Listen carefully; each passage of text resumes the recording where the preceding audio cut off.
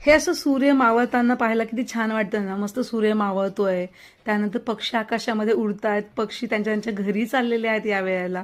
हे पाहून खूप छान वाटतं आणि हे आम्हाला रोज पाहायला भेटतं. नवऱ्याला म्हटलं चल थोड्याशा गप्पा मारू, तर नवरा म्हणतो राहू दे की म्हातारपणासाठी थोड्याफार गप्पा, असा आमचा इथे विषय चाललेला.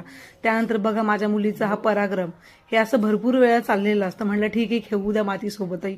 आजकाल जिथे पाहू तिथे हर शॉपच्या बाहेर असे ब्लॅक कलरचे ड्रेस दिसतात, कारण संक्रांत आलेली आहे आणि माझ्या छोट्या लेकीसाठी मला ड्रेस घ्यायचा होता. तर तुम्ही कमेंट करून सांगा की मी कुठला यातला ड्रेस घेतला असेल बरं, चला गेस करा.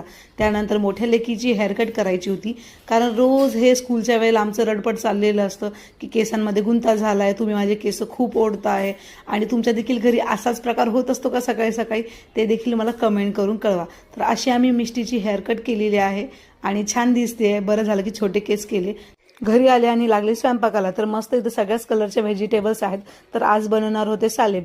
तर आधी वाटायचं की काय हे घासपूस खायचं, पण जेव्हा फर्स्ट टाइम एकदा ट्राय केलं तर खरंच खूप टेस्टी लागतं. ऑलिव्ह देखील त्याच्यामध्ये टाकले आणि सगळ्या भाज्या ज्या आहेत त्या अशा मिक्स करून घेतल्या आणि बाकीची जी तयारी राहिलेली आहे ती राजूने केली. आणि मी इकडे मिष्टीसाठी मस्त उपमा बनवायला घेतलेला आहे, कारण मिष्टीची फरमाईश होती, तिला खायचा होता उपमा. तर हे बघा मिष्टीचा इथे आहे उपमा. तर अशा प्रकारे सॅलेड आणि उपमा रेडी झालेला आहे. त्याच्यासोबत मी थोडीशी दूध पोळी खाल्ली आणि मिष्टीने राहिलेलं होमवर्क असं तिचं कम्प्लीट केलं आणि असा होता आजचा दिवस.